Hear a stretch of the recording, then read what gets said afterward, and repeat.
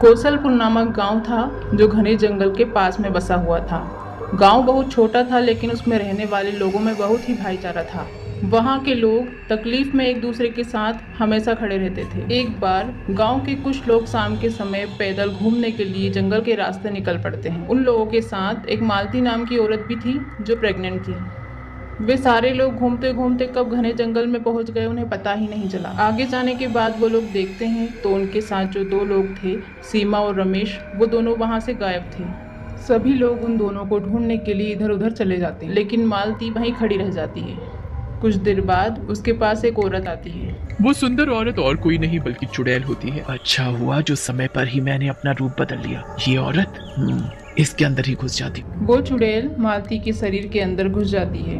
कुछ देर बाद सब लोग वापस रमेश और सीमा को ढूंढकर मालती के पास में ही आ जाते हैं और फिर सभी लोग गांव की तरफ चले जाते हैं। गांव पहुंचते ही मालती एक लड़की से बोलती है, ए लड़की, ज्यादा मत बोल, चल कुछ खाने को ला, मुझे बहुत भूख लगी है। कैसे बोल रही हो?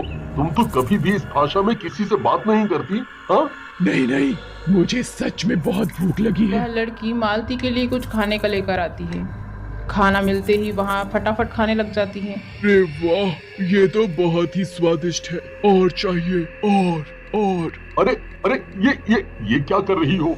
उसे ऐसे खाते देखकर गांव के सभी लोग हैरान रह जाते हैं। अरे मर गया रे, लगता है इसे तो भूत चढ़ गया है। बचाओ बचाओ, भागो रे भागो, अपनी जान बचाकर भागो। प्लीज आप ऐसे मत करिए, आपको जो भी चाहिए वो मैं खाने को दूंगी। अरे वो तो तुम मुझे वैसे भी ला कर देगी। और खाना ला। अब तो सारा खाना खत्म हो गया है। नहीं, मैं इंतजार नहीं कर सकती, मैं तुझे ही खा लेती हूँ।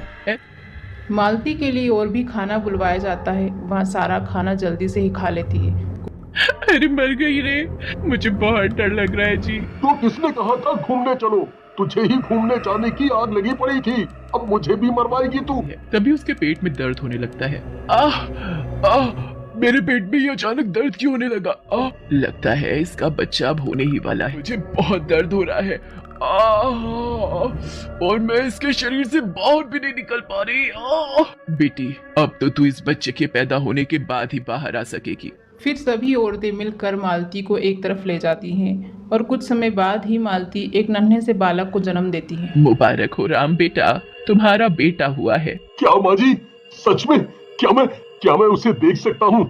नहीं, ये मेरा बच्चा है, इसे मैंने जन्म दिया है, इस पर सिर्फ मेरा हक है, समझे तुम? नहीं, मेरे बच्चे को छोड़ दो, इसे मत खाना। हाँ, चाहे तो तुम मुझे खा लो। हाँ बेटी, इस बच्चे को मत मारना, तुम्हारे साथ जो भी हुआ इसमें इसका क्या दोष? अरे तुम सब चुप करो, ये कितना प्यारा बच्चा है, देखो। बच्चा जोर जोर से रो रहा होता है। चुड़ैल उसे अपने गले से लगा लेती है। चुड़ैल के गले लगते ही बच्चा एकदम चुप हो जाता है। मेरा बच्चा माँ, ये मेरा बच्चा है, मैंने इससे जन्म दिया है। अगर इन दुष्ट इंसानों ने मुझे उस दिन ना मारा होता तो मेरा बच्चा भी ऐसा ही होता।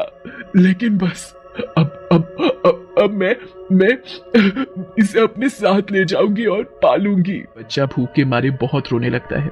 बेटी, तू एक चुड़ैल है और ये इंसान का बच्चा, तू चाह कर भी इसे दूध नहीं पिला सकती, उसके लिए तुझे इसको इसकी माँ को ही देना होगा। चल लड़की, मेरे बच्चे के लिए दूध ला, इसे इसकी माँ को दे दे, वही इसे दूध पिला सकती है।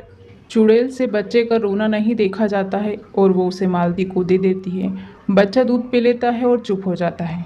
देखा बेटी, यही फर्क है तुझ में और एक इंसान में। तू शांत हो जा और इस बच्चे को उसकी माँ के पास ही रहने दे। हाँ माँ, सही कहा आपने, मैंने अपने बच्चे को तो नहीं देखा, पर वो भी ऐसा ही होता। तुम इसे बहुत प्यार से रखना। तुम फिक्र ना करो चुड़ैल बहन, मैं इसका पूरा ख्याल रखूंगी। आखिर तुमने भी तो मेरे साथ दर्द सहा है जन्म के समय, तो ये तुम्हारा भी बेटा है। चुड़ैल बच्चे को गले से लगाती है और फिर वो मालती को बच्चा देखकर हमेशा के लिए वहां से चली जाती है।